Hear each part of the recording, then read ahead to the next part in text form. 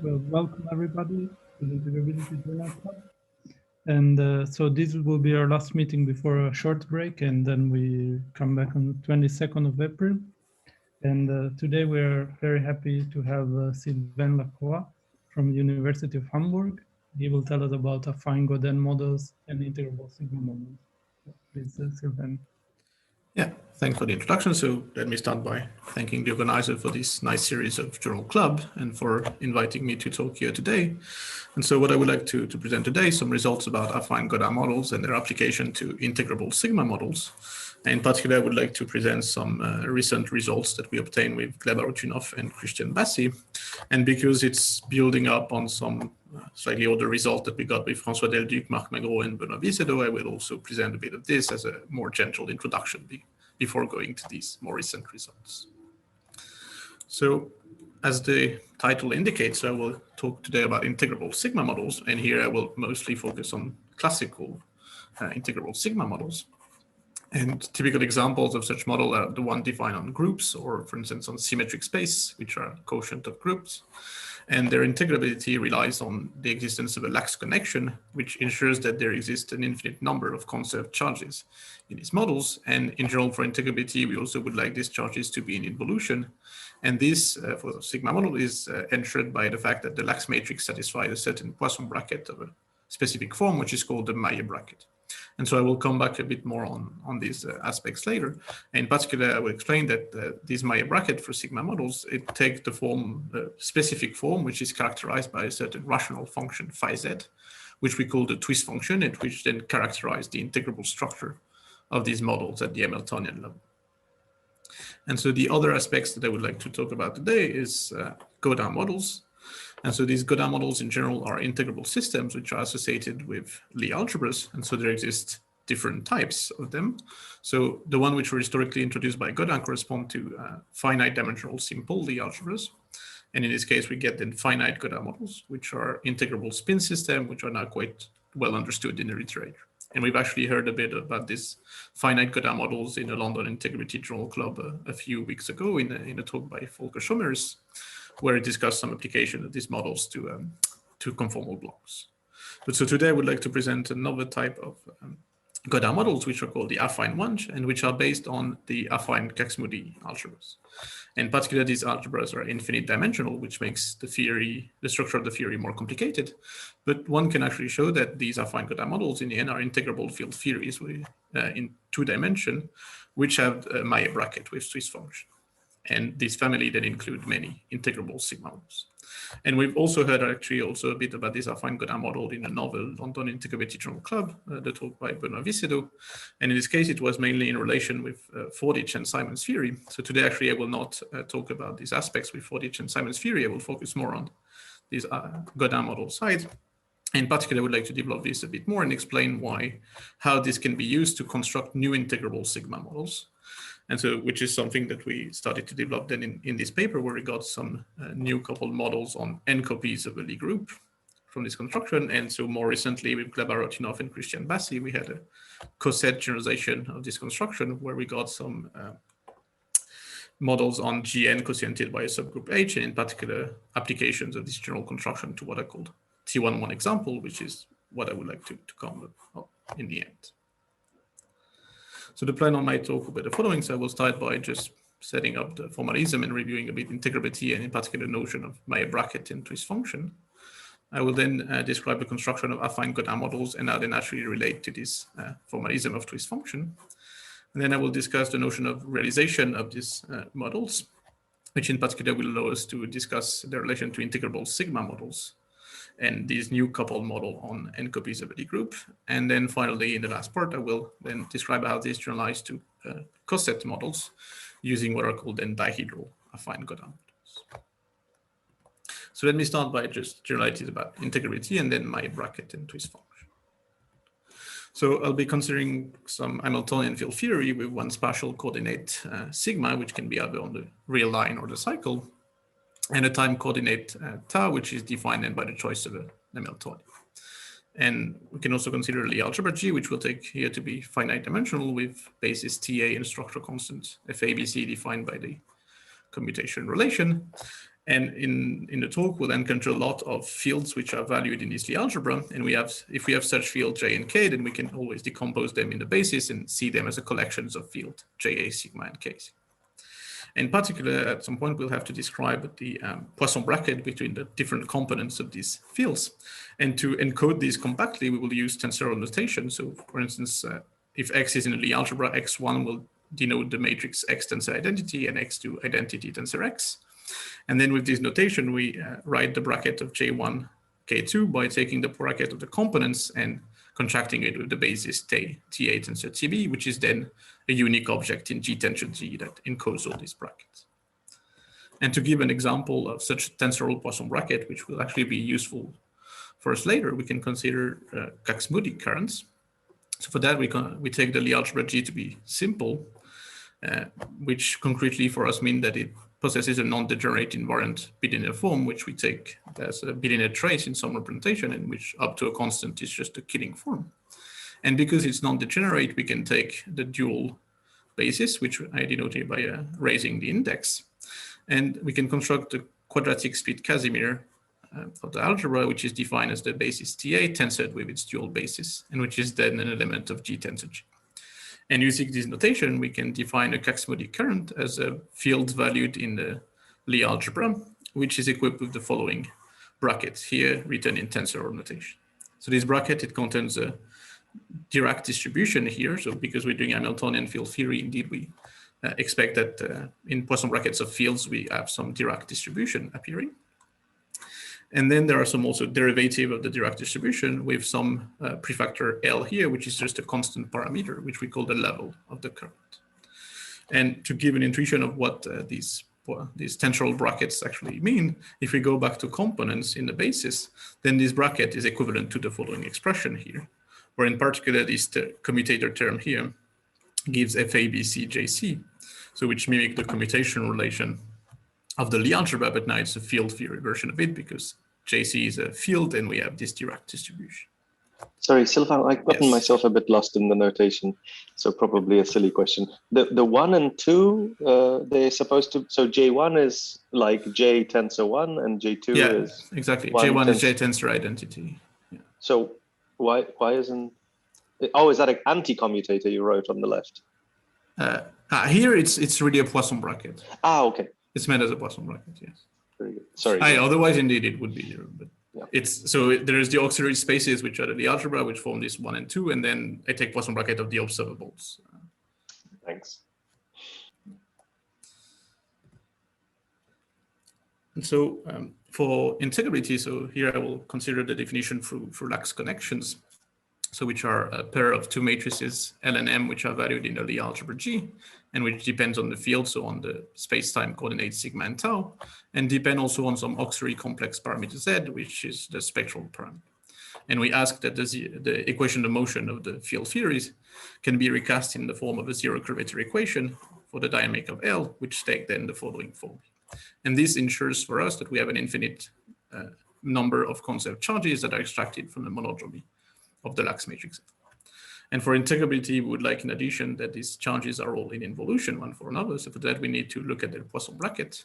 And because they're constructed in the end from the lax matrix L, the Poisson bracket is related to the Poisson bracket between the components of L. And it was found by Maillet that a sufficient condition for these charges to be in involution is that the lax matrix satisfy the following Poisson bracket in tensor notation, which we call then Maillet bracket, and which contain terms proportional to the Dirac distribution, which we call ultralocal, and which then are given by commutators of the lax matrix with some matrix R12 valued in G tensor G, and which depend on the two spectral parameter at which we evaluate the lax matrices. And then also some derivative of delta, which we call non-ultralocal term, and which are controlled by the symmetric part here of this R matrix. And so in particular, this R matrix is a quite important object for the Hamiltonian description of the integral structure of the model because it completely prescribes what's the form of this Maillet bracket. So a natural question is whether there are conditions on this R matrix. And for that, we need to look at the properties that the Poisson bracket should satisfy. So it should always be skew symmetric, but actually the way this Maillet bracket is defined, one sees that it's always automatically skew symmetric. but it should also satisfy the Jacobi identity. And this puts some constraints on R. And one sufficient condition for the Jacobi identity to be satisfied is to ask that R is a solution of the CYBE, so the classical Yang-Baxter equation, which take the following form here, which is a purely algebraic condition on R, which involve commutators in free tensor spaces. And a typical example of a solution of the CYBE, which will be useful for us later, is to consider the Casimir C12 divided by W minus Z, and using the properties of the Casimir, one easily checks that this is indeed a solution of the CYBE. And from there, I can actually make a very simple but crucial observation, which is that if I start with a fixed solution R0 of the CYBE, so typically this Casimir over W minus Z, then I can get another solution by multiplying it by a function of the second spectral parameter. Because indeed, if we look at the CYBE, the second spectral parameter, they're always Z2 and Z3. So these functions, they will just factorize. And if R0 is a solution, then R is also a solution. So we now then get an infinite family of solutions, which are labeled by this function phi, which is then what we call the twist function that I mentioned in the introduction. And so this describes a whole family of integrable model whose R matrix is characterized by this rational function phi. And well, as I mentioned in introduction, what I say here is related to 4D Chern-Simons, and I will not really enter into the details of the relation, but just to mention it, because I know that people in the audience, some people are actually know well this 4D Chern-Simons theory. Just wanted to mention that what we call the twist function in this context is just the one form omega in the 4D Chern-Simon theory. So when you change the R matrix in this way, you're introducing potentially extra poles and zeros? Yes, so in the end,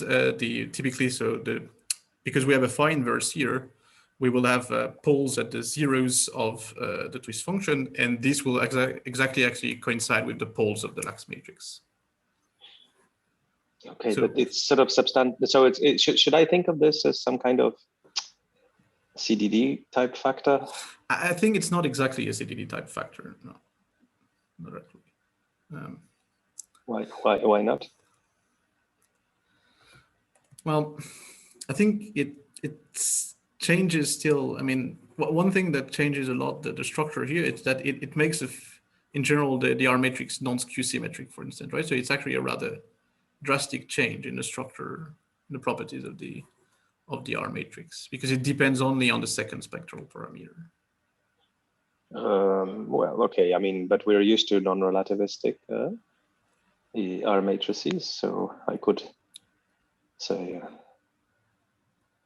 I mean, I agree that it looks a little unnatural from that point of view, but does it, for example, affect crossing?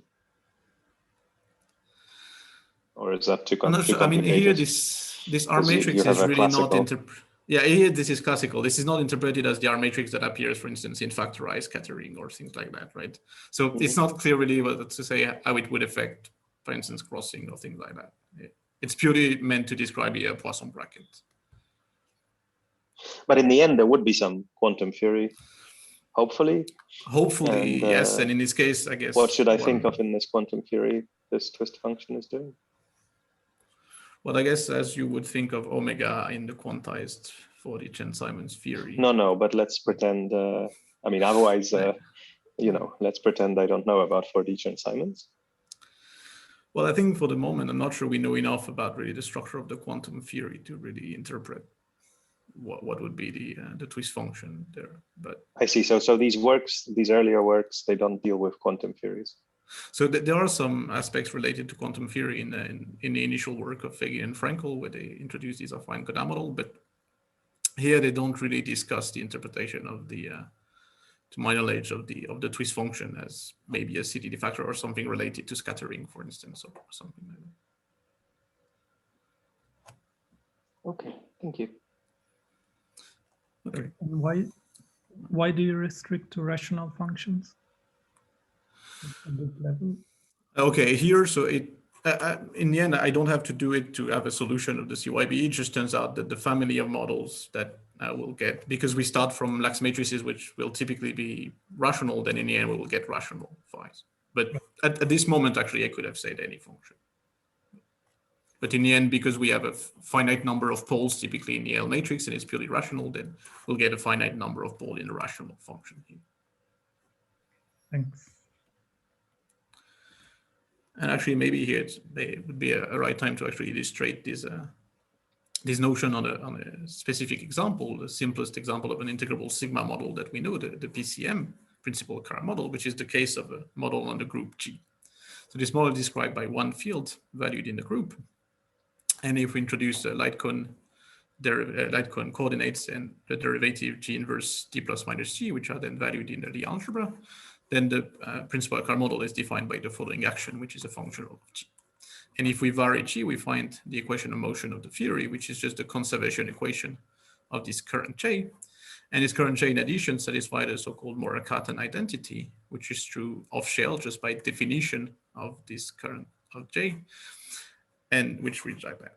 And together, these two equations actually show that one can show that there is a Lax connection for this model, which is defined as follows, where Z is the spectral parameter.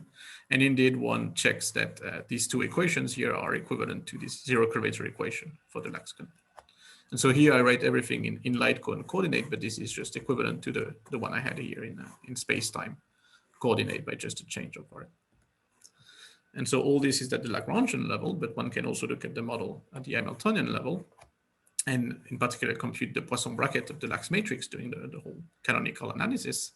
And one then finds that this Lax matrix satisfies the Maillet bracket with twist function. So more precisely, then the R matrix is this fixed solution Casimir of a W minus Z times the function of the second spectral parameter, which is then the twist function, and which in this case simply reads 1 minus Z squared over Z squared. So this shows that the PCM then enters this general class of models described by a twist function. So this is what I mainly wanted to say about the Maillet bracket and twist function. And now what I want to present is the construction of affine Gaudin models, and how this naturally relates to this formalism of Maillet bracket with twist function. And so the idea of considering Gaudin model based on affine algebra was first introduced by Fagin-Frankel in 2007, and then further developed by Benoit Vicedo in 2017. And so what I will present here will be partly based on that, but also on some more recent results in this paper with Delduc, Malo, and Vicedo. Sorry, can I maybe just ask one more question? Yes, sure. Yeah, I also have a question. Okay, maybe you ask first then, because I've already been asking. I have an elementary question about the previous slide. Yes. Yeah, so what is significant information in these twist functions? For example, the spectral parameter, I can change it to something else. It doesn't really matter that much. Yes, indeed. So the phi of Z is just a function of that Z. If I change Z, it will change. So what's the data which is actually significant here? Indeed. So in general, for all these Lax connection, we could do a rational change of the spectral parameter, and then we would find another phi. But actually what's important in the end, especially for this model in particular, is just the structure of the poles and the zeros. We see that we have a double pole at Z equals 0, and then two simple zeros, and that wouldn't change if we do a change of variable. Okay. And here in particular, well, because we have a model with very low number of Zs, in the end, we see that there are not a lot of free parameters that can enter this this twist function, and this is related to the fact that for this simple model, there are not a lot of free parameters. But then a bit later, we'll see examples with more poles and more zeros, and then we will not be able to always reabsorb this by changing the spectral parameter. And in this case, this will be genuine then information contained in the poles and the zeros. Okay, thank you. Yeah, so I wondered, is there a similar, could you have given us similar information, not about the principal chiral model, but about the Gross-Neveu model, for example? So I think the Gross-Neveu model would have an ultralocal gauge, an ultralocal Lax matrix, so that the R matrix really is Casimir over W minus Z, but there's no twist by this phi. So in some sense, phi is 1 in this case. Okay. And when phi is 1, then the R matrix, because it's Casimir over W minus Z, is symmetric, and then there's not the non-ortholocal part in the Maillet bracket. So in some sense, for this type of R matrices, the non-ortholocality is controlled by phi. Thank you. Okay, So to motivate a bit the introduction of these affine Gaudin models in general, let me start by just briefly describing the finite Gaudin models as they were historically introduced by Gaudin as a spin system. So they depend on n complex points, zi's, which we call the sites of the model. And to each of these sites, we associate a spin operator, by which I mean some operators that satisfy the following commutation relation. So they commute at different sites, and at one side they satisfy the standard relation of angular momentum, so one of the Lie algebra SU2. So the Gaudin model, the observable of the Gaudin model is just n independent copies of this Lie algebra SU2. And this would be for the quantum Gaudin model, but we can also look at the classical version by just taking a Poisson bracket instead of commutator and keeping this SU2 commutation relation. And then we define the energy of the site R in this model as by the following expression, where we have spin-spin quadratic interactions controlled by one of the ZR minus ZS. So in particular, these sites, they enter the definition of these HRs. And then we define the total Hamiltonian of the model as any linear combination of these HR. And the main interest of this definition is that starting from this SU2 Poisson bracket, one easily checks that these HRs, they Poisson commute one with another, meaning that they also Poisson commute with the Hamiltonian and thus that they're concept. So we naturally get concept quantities in involutions, we naturally get an integrable structure. And this was based then on this SU2 algebra, but it can be generalized to more general algebra. And this was done, for instance, by also Gaudin for the case of finite dimensional simple algebra, and we just get higher rank spin chains in this case. But also it was proposed by Fege and Frenkel that we can also look at the case where the underlying Lie algebra is an affine algebra. So I won't enter into a lot of details about the structure of these affine Lie algebras, but mainly actually what we will need is just that attaching this affine Kac Moody algebra at each side of the model in the end amounts to say that the degrees of freedom attached to these sites are Kac Moody current GRC. So Kac Moody current, which are as I defined before, but I will come back on their more precise definition a bit later. But in particular, what's important here is because of the structure of this affine algebra, in particular the fact that it's infinite dimensional, instead of having spin degrees of freedom attached to its sites, we now get fields, which depends on this space variable sigma. And this is why we here get a field theory instead. And now what I would like to present is how from there we can define an Hamiltonian of the theory that makes the theory integrable, and in particular how we naturally get a lax connection from this construction. So this, to describe a bit more precisely than these affine Gaudin models, so they depend on n sites, which are this complex point in the complex point, and then also some parameters which are called the levels, on which I'll come back in just a few minutes. And then, well, here actually I take everything to be complex. In general, for having realistic model, really we would like to impose some reality condition on these parameters, which are typically that, for instance, the sites, they're either real or coming by pair of complex conjugates, but I will not enter into these details here, and I will just take everything to be complex for simplicity. And then the phase space of these affine Gaudin models, they're defined then by the n commuting Kac Moody current GR sigma, which are attached to the n sites, and which then satisfy the following Poisson bracket, which is exactly the Poisson bracket that I had before for one Kac Moody current, but now there are n copies of it, and they all commute if they're associated to different sites. And well, just to recall, if we go back to components of the Lie algebra, then this bracket is equivalent to the following expression. And in particular, what we see is that the levels LR that I mentioned here as parameters, they enter this Poisson bracket. So they enter the definition of the phase space of the theory. And then from there, one see that all the defining data that define these affine Gaudin models can be encoded into two functions of an auxiliary spectral parameter Z. So one which we call the twist function, because as we'll see shortly, it will exactly coincide with the twist function as I introduced before, which is then a function of Z with poles at the ZR and with the corresponding residues being the levels LR. And then in the end, we also allows that we have a constant term in the twist function, which is what L infinity, and which is just another parameter that enters the model.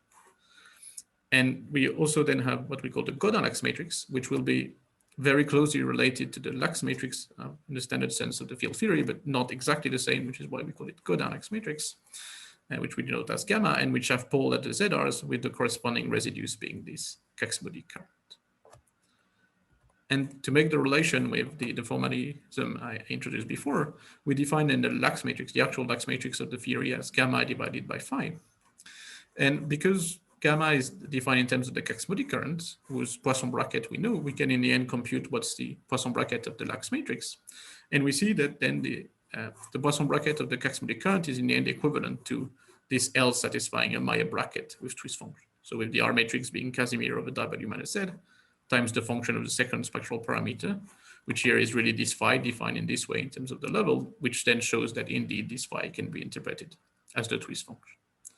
So this shows that there is then a link from this construction from affine, from Kac Moody currents to the formalism of integrable field theories. But to really get then integrability, would like to that this Lax matrix satisfies a zero curvature equation, so that we get conserved quantities. And for that, we first need to define the dynamics of the model. So we first need to define the Hamiltonian of the field. And we could do it in a similar way as we did for the SU2 case, where we had these Hamiltonian HRs attached to its sides. And this will actually work also in the affine case. But what I will present is just an equivalent construction, which corresponds in the end to choosing another basis in some sense, that is H. And to do that, we first take the twist function and put it on the same denominator, which allows us to then to introduce the zeros of this function, which we call then zeta1 up to zeta n. And to each of these zero, we will associate a certain quadratic local charge Qi, which is constructed as the residue at zeta I of the following quantity here. And in particular, because we divide by phi z here, this has pole at the zeta i's, and we can then take the corresponding residue, which will be a certain quadratic local charge, defined as then the integral of a space of a certain quadratic combination of the Kac Moody currents with the coefficients depending on the parameters z's and zetas.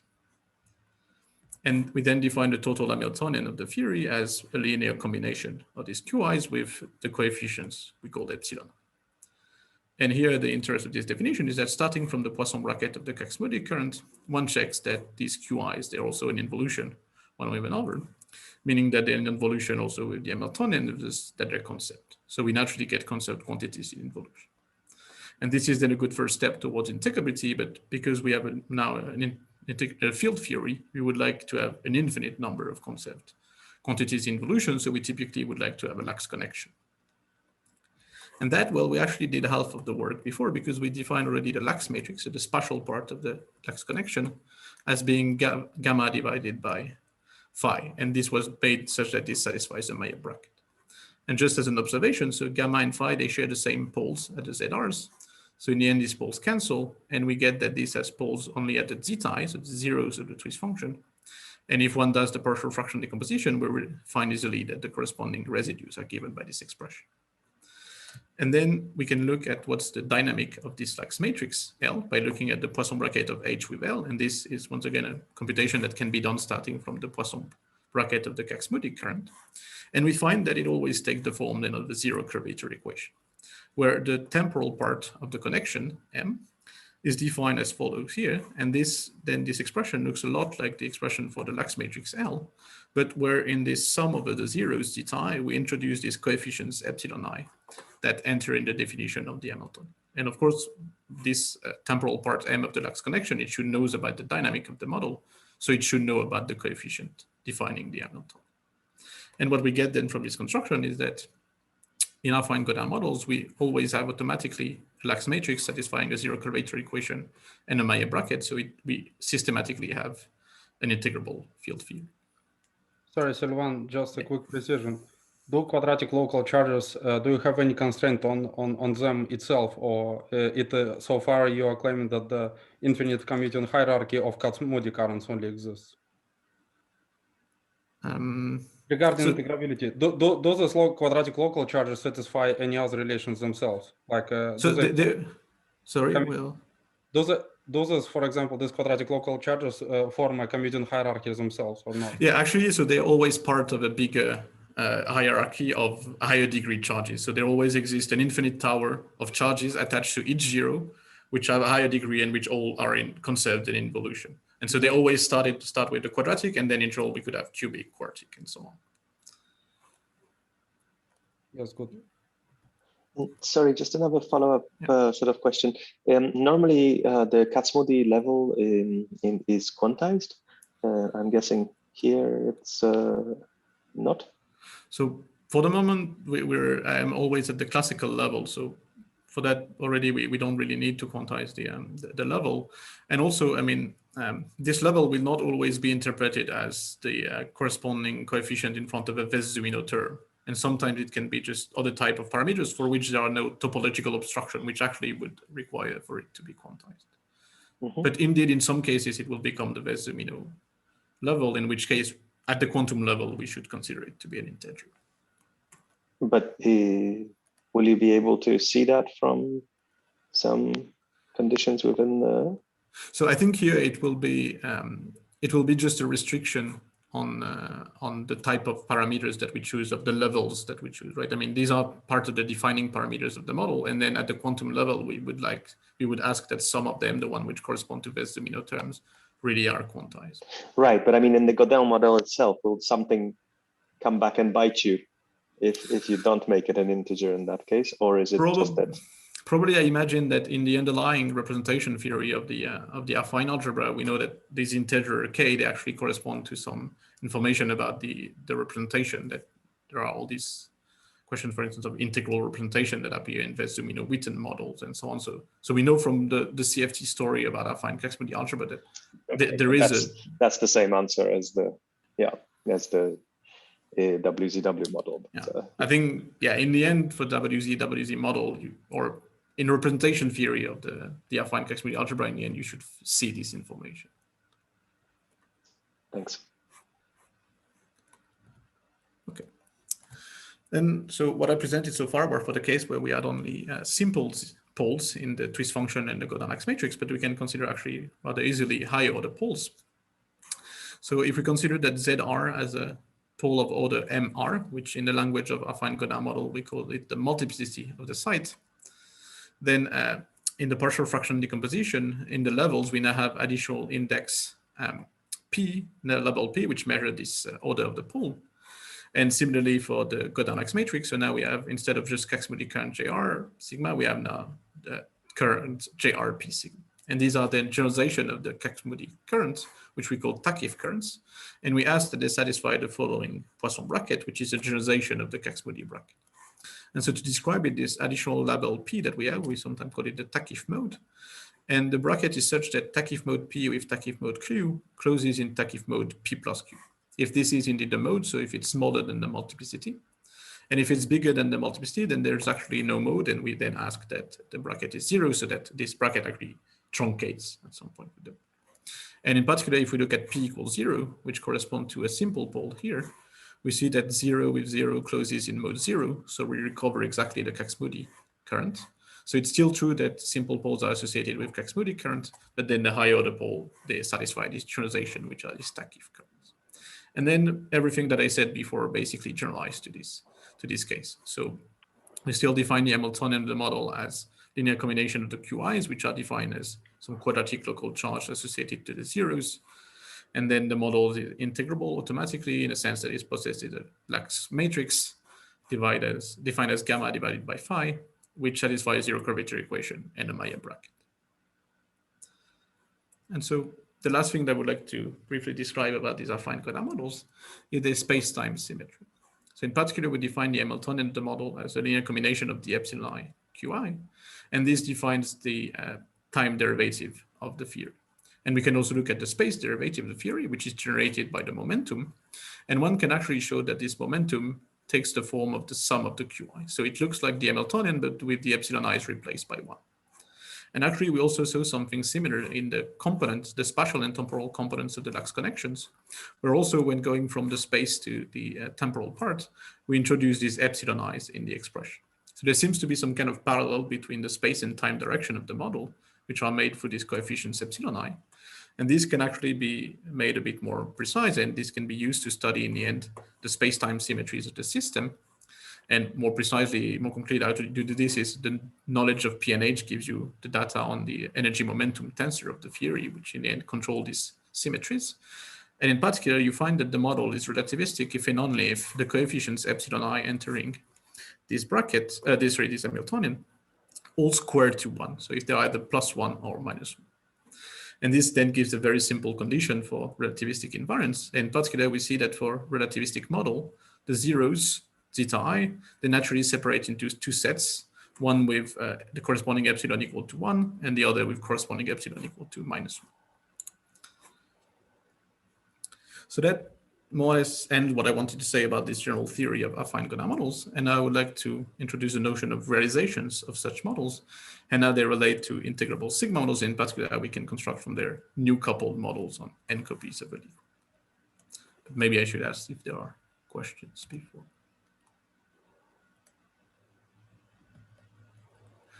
Okay, so what I presented before would be what we could call then the abstract affine Gaudin models, which in particular is the model whose fundamental fields are the Takiff currents JRP sigma, which are attached to each of the sites. So the phase space of the model is just the configuration of these currents equipped with the Takiff Poisson bracket. And to consider a realization of this model, we will consider a more general phase space with some fields rho sigma given with some Poisson brackets. And we will suppose by taking well-chosen combination of these rows and their derivative, we can construct object GRP sigma, which satisfy the Takiff bracket. So such that the brackets of the rows implies that these satisfy the bracket, the Takiff bracket. And because this Takiff bracket is the starting point from the construction of affine Gaudin model, in particular the integrable structure, we can transfer all this construction to this new phase space. And we then get an integrable field theories with these new fields rho sigma, and which is what we call a realization of affine Gaudin, because we realize the currents in terms of this field. And now what I would like to explain is how by taking well-chosen realizations of well-chosen affine Gaudin models, we recover some integrable sigma models. And I would like to start this with the simplest example, which is the principal current model, which we saw before. And for that, we first need to explain how the Takiff currents are realized in terms of the fields of the PCM. And so the PCM is dependent on one field G, which was valued in the group. And if I introduce local coordinates on the group manifold, we can see it as dim G coordinates field phi I sigma. And because we're working in the Hamiltonian formalism, we actually need to look at canonical fields on T star G, which concretely just mean that we add to these coordinate fields the corresponding conjugate momentum fields pi I. And we equip then with the canonical bracket, which is coordinate with coordinate and momentum with momentum is 0, and coordinate and momentum with coordinates is Kronecker delta and the Dirac distribution. So these are just the equivalent of P and Q in the field. And it will be useful to actually give a coordinate-free description of this phase space, which is that T star G, the cotangent bundle T star G, by multiplying on the group element by some element, we can always bring any cotangent space to the one at the identity. And because the tangent space at the identity is the Lie algebra, we find that T star G is always isomorphic to the group times the dual of the Lie algebra. And because we have a non-degenerate form on G, then G star is identified with G itself. So in the end, T star G is isomorphic to G, to the group times its Lie algebra, which concretely means for us that to describe these canonical fields, we can see it as a pair of two fields, one valued in the group, which is the field G, which contains these coordinates, and one valued in the Lie algebra, which we call X, and which encode in a certain way these momentum fields. And then the Poisson bracket that we had, the canonical bracket that we had here, translate to some bracket on G and X, which is now coordinate free, and which, when we use tensor notations, can be simply written in this way. And using these notations, now it's actually quite simple to define some Takiff currents. So more precisely, we'll consider Takiff currents of multiplicity 2, which will correspond then to double pole.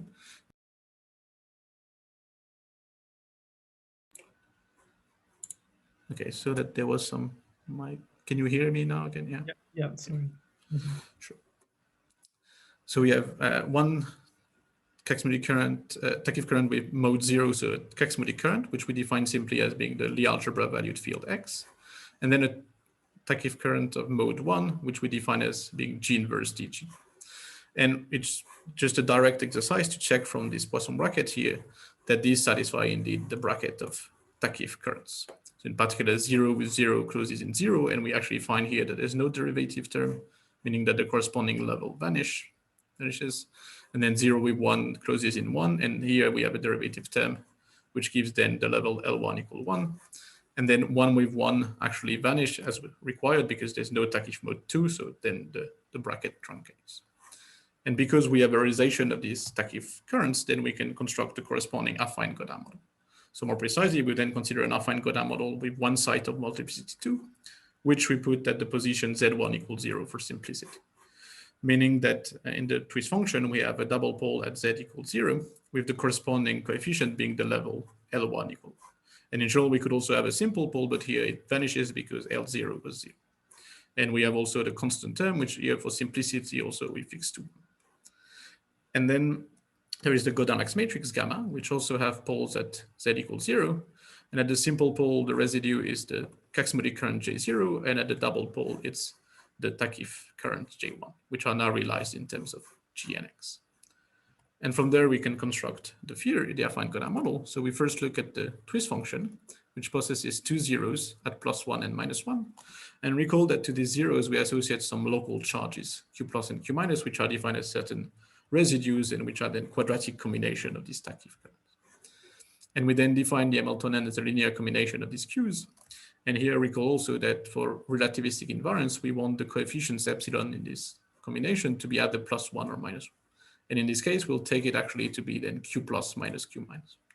And one can then compute this Hamiltonian explicitly in terms of the field G and X. And by construction, we then get an Hamiltonian theory on T star G with fields G and X, and which is integrable because it's an affine Gaudin. And this is then equivalent to a Lagrangian field theory with just the field G. And for that, we need to eliminate the momentum field X. So we do the standard thing. We compute the time evolution of G by looking at the Poisson bracket with H. We invert this relation and express X as a function of G and its time derivative. So this is the equivalent of expressing P as a function of Q dot in classical mechanics. And here we simply find that it's actually G inverse d tau G for this Hamiltonian. And then we compute the action by an inverse Lejeune transform, which concretely here looks like this, and which is the equivalent of doing PQ dot minus H in classical mechanics. And we then get an action which is now a functional of only the field G. And well, here I will skip all the details, but in the end, what you find is using light cone derivative, you'll recover exactly the action of the principal Chiral model on the field G. On the group G. So that then shows that the PCM on G is a realization of an affine Gaudin model with one side of multiplicity 2. And this construction actually generalizes quite easily to include a Wess-Zumino term. And for that, we simply change a bit the twist function by shifting the level, the pole at z equals 0 to the pole at z equal at k, and without changing the the zeros. And the effect of that mainly is that it introduces a non-zero residue, so a non-zero level L0 here at the simple pole. And then in the corresponding affine Gaudin model, the Takiff current, there's still 2 Takiff currents, J0 and J1, which now possess these different levels, and we still realize them in terms of canonical fields on T star G in a similar way as the PCM realization before, just by deforming it in terms of K. And for simplicity, to avoid introducing new notations, I won't give the explicit formula, but this can be done. And then if we do the whole story again, we define the Hamiltonian, which is integrable, do the inverse Lejeune transform, we find the action of the principal Chiral model, but now shifted with the Wess-Zumino term, with exactly the coefficient here being K. That is. Sorry, Sylvain, you mean this is a standard deformation by Wess-Zumino term, or there is, I mean, for this cotangent bundle realization, or there is something else? For example, if you take K to 1, you would recover for the SU2 case Wess-Zumino or not? So it's not the Wess-Zumino Witten, because for the moment it can be non-critical. So here in this convention, K equal 1 would be critical, but that's what I'm asking. If K is equals 1, so this deformation is in standard sense. Yeah, for K equal to 1, then we recover the Wess-Zumino Witten model, and then this would be exactly the standard formulation of the. Yeah. I just want to, in this Takiff current formulation, I want to precise how this PCM deformation for the cotangent bundle differs. Okay, I see. And actually, what happens is when you go to K equals 0, what you see is that you will actually, K equal 1, sorry, you will actually cancel one of the zeros here will cancel with one of the pole. So now you don't have a double pole, meaning that you don't have the Takiff current anymore. You just have a simple pole, so just a single Kac Moody current. And this is the standard unique Kac Moody current that is in general in Wess-Zumino Witten. So at the conformal point, you only see the Kac Moody structure, not the Takiff structure. Okay. And so now maybe this is, I got one last slide before the break. Would that be okay then? Okay, which is then this last slide is how to then, from where we have now all the ingredients to construct this new integrable coupled model on n copies of a Lie group, which is what we did then with François Delduc, Marc Magro, and Benoît Visser. And the idea is actually at first rather simple, which is that if the PCM plus Wess-Zumino term is an affine Gaudin model with one side of multiplicities 2, then let us consider an affine Gaudin model with n sides of multiplicity 2, which concretely correspond to taking the twist function, which have n double poles at some point ZR, which are the sides then. And in the end, it will also possess two n simple poles, which we call zeta plus and zeta minus R. And recall that for relativistic invariance, the zeros are separated into two sets with corresponding epsilons equal +1 or -1, and which we denote then as zeta plus and zeta minus. And these z and zetas, they then define the corresponding parameters of the model. And concretely, this means that the twist function can be written in a certain factorized form, phi plus times phi minus, where we separated the poles ZR into the double pole into two simple poles, and then the zeros we separated into these two. And in the affine Gaudin model, we then have now two n Takiff currents, which attach to n different sites and which should commute at different sites. And this we realize them in the same way as for the principal current model with Wess-Zumino term before, but now in n independent copies of T star G. So we get then a model on T star G to the power n.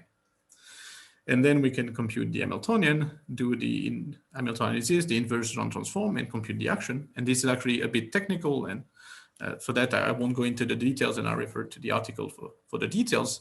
But in the end, once you do all the computation, what you find is the following action, so which depends on n field GR valued in the group. Each of these fields has a certain Wess-Zumino term with corresponding coefficient KR. And then there are some PCM-like term, but which now includes some interaction between the different copies and which are controlled by some coefficients rho RS. And for generic values of rho and k, this model is not at all integrable. But then because we have a model which comes from an affine Gaudin model, then it corresponds to specific values of rho and k, which makes it then automatically integrable.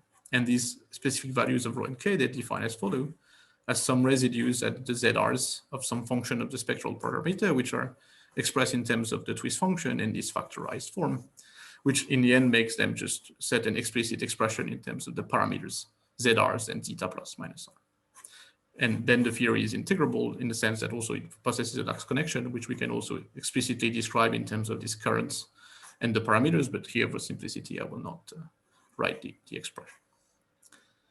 So I think that maybe now would be a proper moment for the coffee break. Before then, in the last part, I will describe how we do cosets generalization from there. Can I ask a question? Yes. Yeah. So suppose you are given rho RS and KR such that this action is integrable. Can you reconstruct phi of z?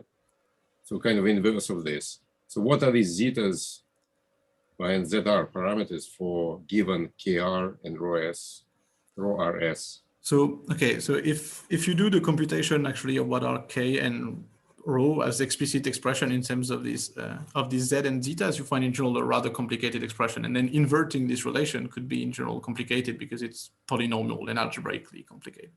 But I think there are other ways to still really interpret what are the Zs and the zetas. So for instance, the zetas will be in the end always the poles of the Lax connection. So if we know the Lax connection, then if we look at the poles, that actually identifies for us what will be the sets of zeros. And then in principle, if we know the Lax connection, so if we know the integrability and we know the Lax connection, we can do the Hamiltonian analysis, find the Maillet bracket, and then from there extract the twist function and then get the whole data about the ZRs and the zetas. Okay, thank you. Although at some point one might have to solve a polynomial equation, which might be concretely complicated, which is why in this sense here, we kind of start with the Z and the zetas as being the defining parameters of the model instead of the rows and the Ks.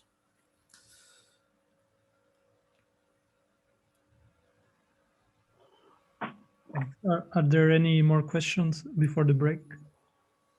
Excuse me, just a comment. It seems that rho cannot be chosen arbitrarily because you have n squared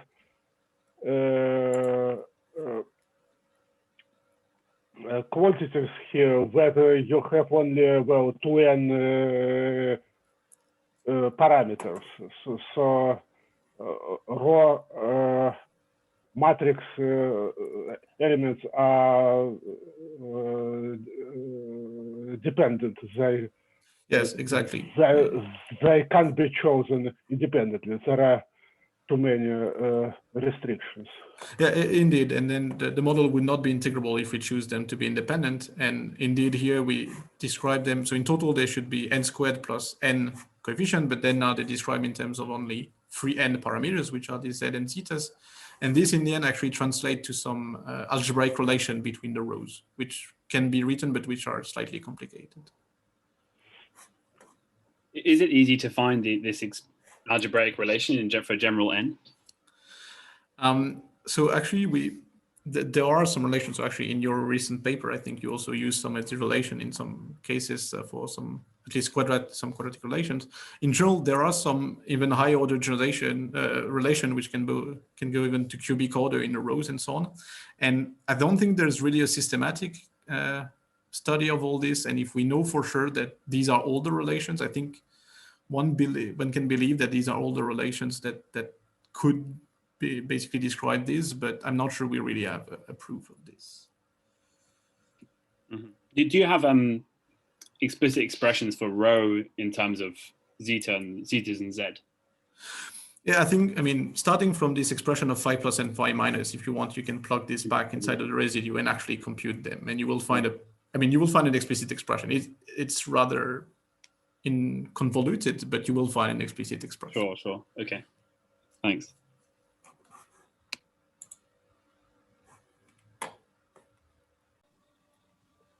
Okay, yeah, please, Sylvain. Yeah, okay, thanks. So in this second part, so before the break, I presented then these affine Gaudin models, and now from there we could get this new coupled model on n copies of a D group. And now what I would like to present is some generalization of this, which now gives some coset models, and then present some recent result we had with Gleb Baruchinov and Christian Bassi. And these will be based on a generalization of the affine Gaudin models that I presented, which are called dihedral affine Gaudin models. And here I will not detail so much the method, and will in the end focus a bit more on the results and describing the end results that we get.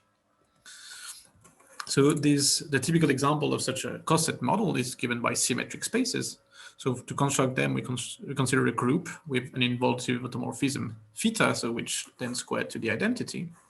And if we look at the fixed point of this group, then this always form a subgroup, which here we call G0, and we can then look at the quotient G over G0, which is what we define as a symmetric space coset. And a typical example is given by the sphere in a dimension, which is SON plus 1 divided by SON. Or entire de Sitter spaces also, which are a non-compact version of this. And at the Lie algebra level, theta induces an automorphism of the Lie algebra, which have two eigenspaces because it's squared to the identity. So with eigenvalue 1 and -1, which we call G0 and G1. And this defines then a Z2 gradation of the Lie algebra in the sense where Z2 is the cyclic group Z over 2Z. So G is G0 plus G1, where the commutational relation of 0 with 0 closes in 0. So it's a Lie subalgebra, which corresponds to this subgroup. Then 0 with 1 closes in 1, and 1 with 1 closes back in G0. And then for every element X in the Lie algebra, we can decomposing into a grading 0 part and a grading 1 part. And using these notations, we can then define a symmetric space sigma model as the following action here, as a gauge model, which depend on a field G valued in the group, similarly to the PCM. And we define the action in a way similar to the PCM, but when we take trace of J plus J minus, we now restrict the currents to be in the grading 1 part, just the grading 1 part of the currents. And the effect of this is to introduce some gauge symmetry in the model. So more precisely, this gauge symmetry enacts on the field G by a right multiplication by an arbitrary function H valued in the subgroup G0. And indeed, this transforms the grading of the current in the following way. In particular, J1 transformed covariantly, so by conjugation, and because the trace is conjugation invariant, this transformation leaves the action invariant. So we then indeed have a local gauge symmetry in the model, so we can gauge away all the degrees of freedom in G0. And we then get a model which is equivalent in the end of physically on a model on the coset G over G0. And this model is also integrable in the sense that it possesses Lax connection And the Lax matrix satisfies the Maillet bracket. And in this case, the R matrix in the Maillet bracket, it still takes the form of with a twist function, but here the fixed part, R0, is not just the Casimir of a W minus Z as we had before, but now there is the automorphism theta that also enters the definition of this fixed R0. And using the fact that theta is an automorphism, one checks that this expression here also satisfies the classical Yang-Baxter equation. And then in the case of symmetric space sigma model, the twist function, it looks like that here. And another thing where we also keep track of this automorphism theta in the construction is from some Z2 equivalence property. So if we make Z2 act on the Lie algebra by theta and act on the spectral parameter by sending Z to minus Z, then we see that doing this on the Lax matrix, then L minus Z is actually theta of LZ. So there is some equivalence property with respect to this Z2. And also similarly for the twist function, then it's an odd function and the Z goes to minus Z. And well, similarly to the idea that we had before, that models with this R matrix Casimir over W Z with twist function can be reinterpreted as affine Gaudin models, then models which have now this R matrix with the theta inside of it and which satisfy these equivalence properties, they can be realized as a generalization of these affine Gaudin models, which are called dihedral affine Gaudin. So I won't enter into a lot of details on how these are constructed because it's rather similar to what we had before. But mainly the idea is the following. So they were defined by Benoit Vicero, so I refer to his article for more details. But mainly the idea is we still start with some Takiff currents. And then in the Gaudin X matrix, we have a generalization of the construction we had before, where now we have the automorphism theta entering in the game, where we sum of a k equals 0 and k equal 1, which are the two. So identity or theta. And then we also have some powers of -1, which take into account for this action of Z2 on the spectral parameter Z goes to minus Z. And similarly here for the twist function, we have a similar expression. And then most of the things I mentioned before generalized to this case. So we still have a Lax matrix, which is defined as gamma divided by phi, which satisfy a zero curvature equation and a Maillet bracket, where now in the Maillet bracket, the R matrix is the one given by this theta automorphism here, and which is twisted by this function phi, still defined in terms of the level. And one of the main difference with the case that I presented before is that we have a gauge symmetry in the theory. So a gauge symmetry by the subgroup G0, which generalizes the one of the symmetric space model that I presented before. And here, because we're working at the Hamiltonian level, then this gauge symmetry is typically encoded by a first class constraint in the theory in the standard formalism of Dirac to straight constrained Hamiltonian model. And what I would like now to present is how this can be used to construct some integrable coset model, which is what we did then in this paper with Glador, Chunoff, and Christian Bass. So the symmetric space sigma models, as I said, it corresponds to the following twist function, which have poles, double poles at +1 and -1. And these correspond then to the site of the model. And in some sense, they actually correspond to the same site because of this Z2 equivalence property. So if we have a pole at ZR, we also always have a pole at -ZR. So in some sense, they come attached. And so then what we considered in this paper is to consider a new model, which have now a twist function with n size, which 2n double poles, which we still write in the factorized way phi plus times phi minus, where here phi plus and phi minus, they take the following expression, which are similar to what we have for the coupled model in terms of some poles ZR and some zeros zetas. The main difference between being that now we have some squares a bit everywhere that take into account the Z2 equivalence property of them. And from there, we can then construct a model at the Hamiltonian level defined as a dihedral affine Gaudin model. This we can do for arbitrary n, and it will then be integrable by construction. And as such, it's dependent on 3n-2 parameters, which are the poles ZRs and the zeros zetas. And then we can look at the inverse Laurent transform of the theory and compute the action. And this, well, we did this explicitly for n equal 1, you find a symmetric space model. And then we did this explicitly for n equal 2 and n equal 3. And we then got a conjecture for any n. And this action in the end so looks as follows. So it depends on n fields, G1 up to Gn, which are valued in a group.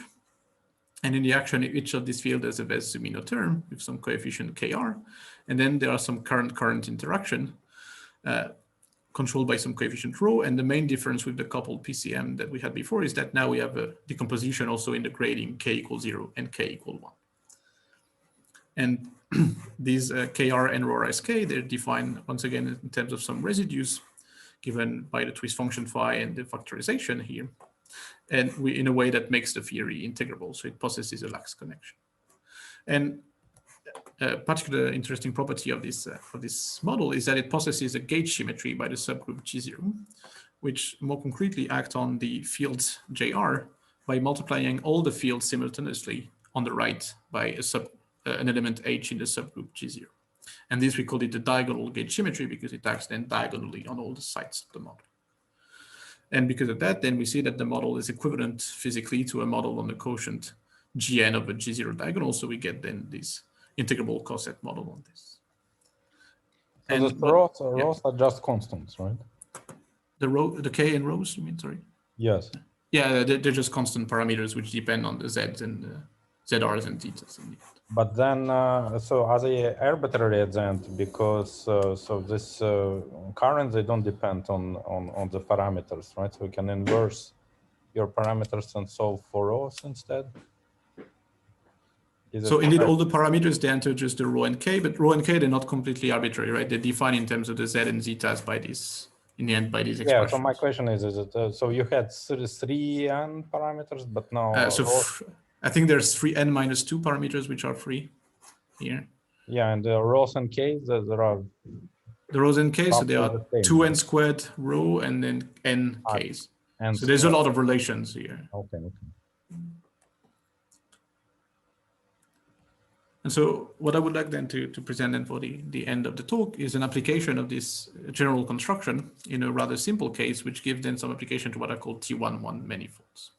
So for that, well, n equal 1 is the case of the symmetric space model. So let's look at the next non-trivial case, which is n equal 2.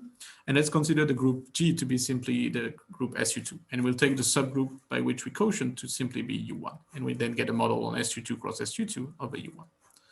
By construction, this model depends on two fields, value in SU2, which we parameterize here using polymatrices and Euler angles. So we describe it by 6 angles. And what we see is that the gauge symmetry acting on the right by the U1 here, they simply act by translation on the coordinate psi and psi twiddle. So in particular, we can gauge fix the model by setting psi twiddle to 0. And we then get a model with the remaining 5 coordinates, which are these angles phi1, theta1, phi2, theta2, and psi. And then we can plug this parameterization back into the action, work it out. And I mean, here, once again, I won't give the details, but in the end, we bring the model to the action to the standard sigma model form, where we have some quadratic term d plus y mu, d minus y nu in the derivatives, contracted with some two tensor, whose symmetric part g mu nu is the metric on the target space, and then the skew symmetric part b mu nu is the B field. And by construction, this model is integrable, and it depends on 4 parameters here, which are then the coefficient, the poles z1, z2 in the twist function, and 2 zeros, theta plus and theta minus. And what I will present now is actually a certain limit of these parameters, where we do a certain scaling limits. We're getting in the end a model which depends on only 3 parameters, lambda 1, lambda 2, and lambda. And this model, it looks as follows. So if we write the metric in the standard ds squared form, then it looks like this in terms of the coordinate and the parameters lambdas. And these are actually quite well-known metric, which are the one of what are called T11 manifolds, which appear, for instance, in supergravity and the ADS CFT correspondence. And crucially, in the construction, we also find that there is a non-trivial B field in the model, which I write here using differential forms, so as a skew-symmetric 2 form, and which look like this in terms of the coordinate. In particular, we see that there is a coefficient lambda squared here, which is exactly the same coefficient as in this part of the metric. And this coefficient in this B field is actually here crucial for integrability. So if we change a little bit the form of the B field, or if we even change a little bit the coefficient here, lambda squared, we find that the model is not integrable. And this actually is consistent with what is found in the literature. So in particular, an article by Basso and Pandozayas in 2011, where they consider this model with the same metric, but for 0 B field, and where they study RAP string solutions. And they find that they have a chaotic behavior, meaning that the theory cannot be integrable. Sorry, so one question. So it seems like now you consider the string worksheet sigma model, right? But Here, there's no string, actually. I mean, there's no diffeomorphism invariant, for instance. It's purely a sigma model. Yeah, but so it looks like gauge fixed one. So then the question is, in addition to sigma model action, you also have Virasoro constraints normally. How will this affect? Okay, so I mean, in the paper, we actually really considered only sigma model and not the string, so we didn't have Virasoro constraint. But actually, for instance, in this paper with the wrap string solution, they indeed have a string, which is now completed from T11, completed with ADS5. And then there is the part on ADS5 is kind of trivial, but then it fixes the constant there in the solution actually are solved in a particular way to solve the Virasoro constraint equation. Yeah, so I mean, so if I understood at the moment, consideration is classical, right? So this is purely classical, yes. So classical there is not too much difference if you impose the Virasoro constraint. No, indeed. Once you start quantizing it, I hope you will start quantizing it sometime. For sure. Maybe not on this talk, though, right? Yeah, this is more focused on classical. This question will arise, right? How to kind of implement Virasoro constraint. No, sure. This indeed would arise if one would consider the string and quantize the string, indeed. But here, this was all classical story. And so indeed, because of this chaotic behavior found by Vasu and Pandosaya, so it was long believed that these sigma models on T11, they cannot be integrable. Then what then this formulation gives is that by adding a very well chosen, a very well fine-tuned B field, then the model can be made integrable. And just to mention also in a quite recent paper, just a few weeks ago, it was checked by this author that the model indeed, if we consider the model with a different coefficient here than lambda squared, then it's in general non-integrable except for the very specific point where the coefficient is lambda squared. So that actually ends the main aspect that I wanted to discuss. And then if I have time, I can just finish on a few conclusions and perspectives. So the first part of this conclusion would be about then this integrable cosets model on Gn of a G0 diagonal that is presented. And some possible perspective here would be to look for generalization that are now non-diagonal gauge symmetries. So here we always have that the gauge group acted diagonally on Gn. But recently, it was actually about 1 week ago in a paper by Nat Levin and Arkady Zeitlin, they found that this T11 integrable model actually generalizes to what is called T1Q model, which exactly now is taking a non-diagonal gauge symmetry acting on SU2 cross SU2. So it would be interesting to see how this generalizes, for instance, into more copies or things like that. And well, an interesting perspective also would be to now study these kind of integrable models on the cosets of supergroups now with some fermionic degrees of freedom. And for that, we could look, for instance, at affine Gaudin models based on superalgebras. And a natural question in this context is whether we can find some new integrable superstrings. And a related question is whether we can take the T11 integrable model or the T1Q recent integrable model and embed it into some supergravity background. And finally, the last comments that I have are about slightly more quantum aspects. So everything that I said so far was at the classical level, but maybe a few perspectives about quantum aspect. So one of these first quantum aspect would be about the renormalization of these models. And so in particular, in a recent paper with François Delduc, Konstantinos Svetsos, and Konstantinos Tsiampos, we actually studied the one-loop RG flow of the integrable couple model on Gn. And we find that indeed these models are renormalizables and that the parameters ZRs and θRs, they flow under the RG. And we also observed that actually this RG flow can be written quite compactly in terms of just the twist function phi z. And what you can see the flow of the theory as just being a flow on phi z.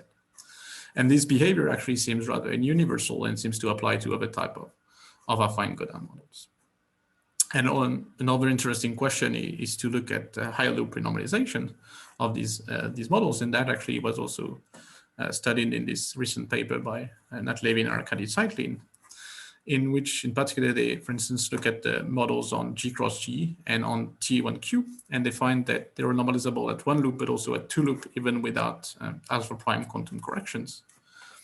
And they also look at the model on G cross G of a G0 diagonal before we take the limit to T11. And in this case, they find that the model is renormalizable at one loop, but at two loop one requires quantum correction. So it would be interesting to see in more generalities for other type of affine Gaudin models and for more number of copies, what happens at higher loop, and in particular also whether we can reinterpret the higher loop RG flow in terms of the twist function and write it in a compact.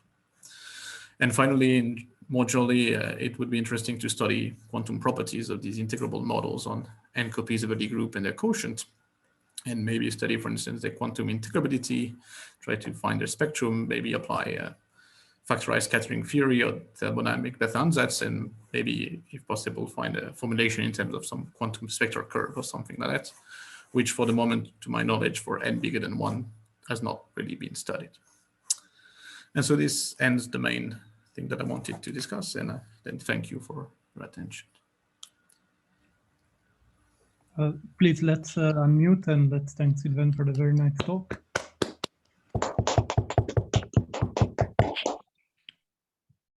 Are there more questions? Yeah, so what is the main obstacle in quantization? Or can't you just like replace Poisson bracket with like quantum R matrix and be happy? Okay, then I think the main question is how then you would, for instance, I mean, it depends on what exactly you would like to say. But for instance, if you want to show that there are some quantum charges in involution in this model, quantum operators that commute, then I think this is in general a complicated question. Then, of course, one could also, for instance, try to do factorized scattering and try to find the S matrix exactly and find bound states and so on. I mean, no, but I mean, once you have Gaudin formulation of your model, right? yes. Can't you just immediately promote it to quantum version? So indeed, if we have the Gaudin, if we consider Gaudin models based on these, then this Poisson bracket classically, then this Poisson bracket we can quite straightforwardly generalize it to a quantum bracket just by considering commutators instead of Poisson bracket. And because it's linear, it's then defined a well-defined quantum operators.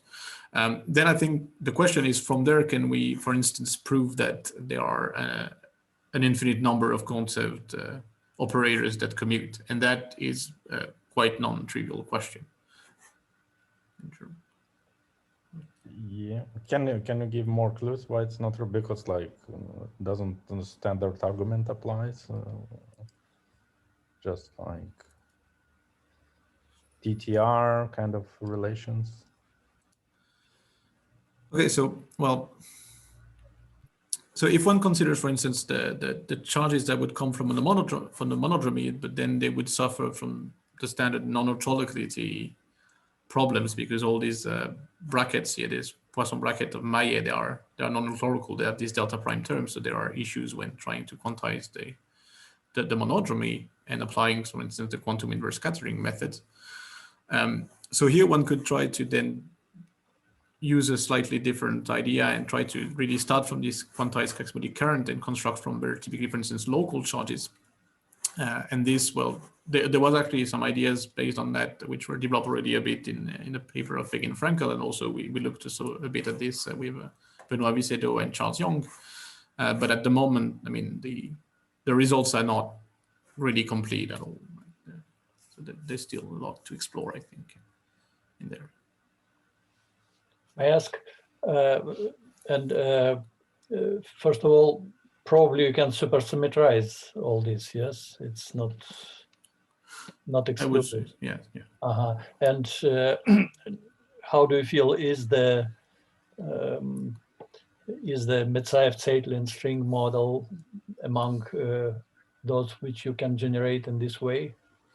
Yes, so I think so. As I said, I tried to show them these Gaudin model. They're really related to Maillet brackets in the end. And for the ADS5 cross S5 Metsaev-Zeitlin action, then the Maillet bracket is actually known, and it is a Maillet bracket with twist function, and the twist function is known. So by this sense, there should be an interpretation in terms of an affine Gaudin model for this case. Indeed. There is this difference between geometric and non-geometric cosets, like the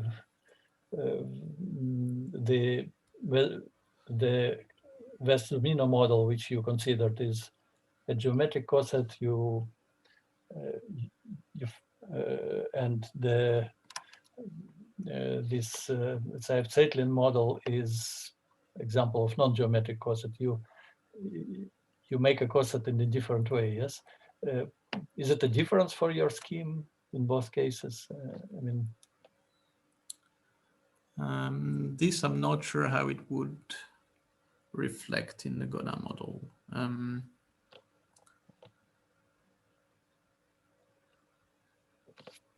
Yeah, sorry, at this I'm not sure. I really can't say what it means in the language of Gaudin. mm-hmm. Sorry, but I think one important thing is to understand kappa symmetry, right? Yeah. So Metsayev-Zeitlin superstring only makes sense because it's a superstring with kappa symmetry. Sure, and that I so think, as a classical sigma model, it makes no sense. That I think in the end, so I mean, this kappa symmetry, because they're also local symmetries, and we're working at the Hamiltonian level, these will also be encoded by some constraints, right? They have first class and even in this case second class constraint in the formalism that correspond to kappa symmetry.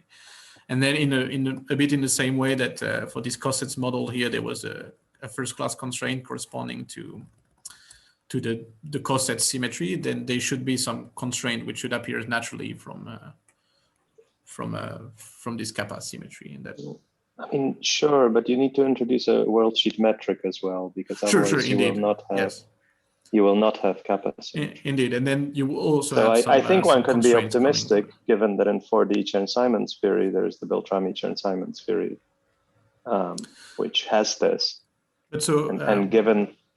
So there is a formulation of Beltrami where this exists. So it's a nice question to try to understand if there is a Gaudin model. But I think so. The known result about the Maillet bracket of the ADS5 plus S5 string includes the metric and the diffeomorphism invariance and include the kappa symmetry.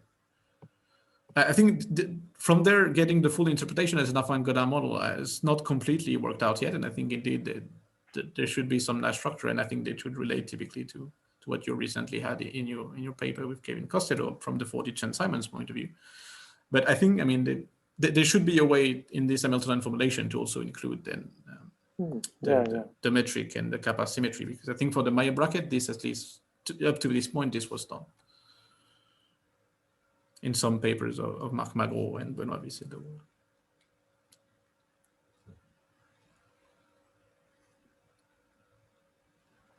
Hi, Sylvain. Can I ask, thanks for the talk, by the way. It was very nice. So you mentioned already, we had this generalization to T1Q, which corresponds to basically having kind of arbitrary levels. So kind of levels that aren't just equal each other on the two copies of the group. I was wondering if you have some intuition about whether this can be reformulated as an Affine Gaudin model, or whether this will be kind of outside of this class. Yeah, so I think actually this question is actually subtle, and it's actually even subtle at the level of T11, because something here that I did not really detail is that to go from the Affine Gaudin model to T11, we need to do this limit on the parameters, which is kind of a scale limit, which at the level of the Affine Gaudin model structure is actually subtle, because it takes some of this, the poles and the zeros and make them collide or send them to infinity. Mm-hmm. And then the effect in the end is that typically you even get two independent lax connections to encode all the degrees of freedom.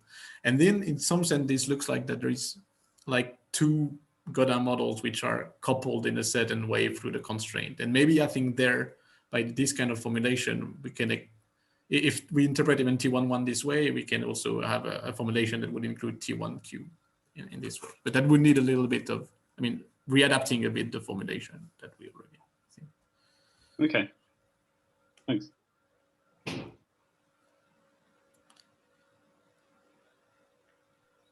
So in the string theory with the Conifold, Klebanov, Witten, can you remind me what happens to the dilaton?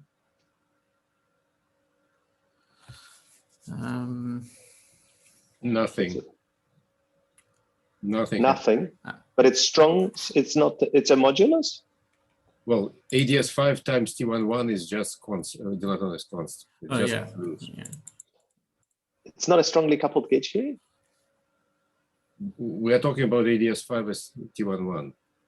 Yeah, the Klebanov Witten, sorry. Yeah, this is infrared. Well, we're talking about conformity theory. You have ADS5. Yes, I see. So the flow is right. There's no flow. Yeah, there is. Yeah. And is the B field that where it's integrable? Does that take the value that appears in that solution? No, so I think if I'm not mistaken, Klebanov-Witten, there's no NS flux. There's purely Ramon, so there's no B field. So I think the truncation, the bosonic truncation is not this integrable model. So now a natural question would be whether there would be maybe some mixed flux deformation that would include this right B field to get the integrable model.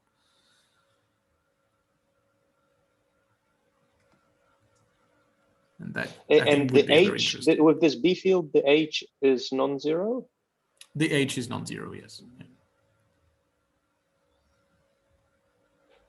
And have you checked what the charge is that this H field has? No, I must say. I'm not sure, but this I think would be interesting. I mean, in this perspective of trying to understand maybe if there are some superstrings and so on behind, I think these old question would be. The comment, Bogdan, the comment is that if you integrate it over T11, you will get a charge. So integral of H3. Right. How is that related to the radius of the ADS5? No, well, we're not talking about ADS5. Well, the T11 radius is the same as the ADS5 radius, and so. But so what's the question? The model which was discussed has nothing to do. It's not conformal. It has nothing to do with the ADS5 T11. So this model is not conformal. How you embed it into string theory? That's a big question. Yes, that's the question. Sorry. So if you. Oh, I'm sorry. I'm being silly. So if you multiplied it with an ADS5 factor and took this conifold with this B field, that doesn't solve the equations of motion. No, not directly. Maybe there's a deformation. Okay, so then let me ask my dilaton question again. Then, can you cure it by adding a non-trivial dilaton? That's a very interesting question. No, but that should be a simple answer to that, Arkady. Well, there is an idea which we discussed with Matt, and there is a solution which is called this KT solution, which we constructed with Klebanov. Yes. Which has 5-form flux, which has Ramon 3-form and Ramon and an S 3-form. So if you consider as dual of that solution, which will have an S flux, which is exactly like in this case. So in this original solution, it's Ramon 3-form flux has exactly that form. Yeah. Then you will get some solution which will the radius of ADS. Oh well, there's no ADS anymore. There is some flow. And I see. And T11 radius runs, but the radius of the B flux of H3 doesn't run. So there's no direct embedding. And in that fact, sorry, do you expect the dilaton to be non-constant there? For this case, you can choose dilaton to be constant. So dilaton is not changing. Oh. But the metric is changing. The warp factor. You mean it's just not an ADS? It's not ADS, yes, because it describes the RG flow in the gauge theory. In the H1. Yes. And the T11 part then in this S dual thing would look the same as here. Yes, T11 will be the same, but it has coefficients which are fixed, particular coefficients. Is it the Einstein one then? Yes, the Einstein coefficient. Up to overall factor, yeah. Anyway, so what is the, can you remind me what was the brane picture that gave rise to? There are some number of 3 branes and number of fractional 3 branes wrapped on S2, S3 of T11. And then you do S duality. So there are two types of charges, yes. And then you need to do S duality, which I'm not sure what it means on gauge side. But formally, you can just... I see. So it's Never-Schwarz 5 branes and D3 branes. Sort of, yes. Thanks. But it looks like in any case, it has nothing to do, it would be very hard to imagine that you'll get integrable model that way. Just on the basis of this model being integrable, it's not clear why this embedding will give you an integrable model.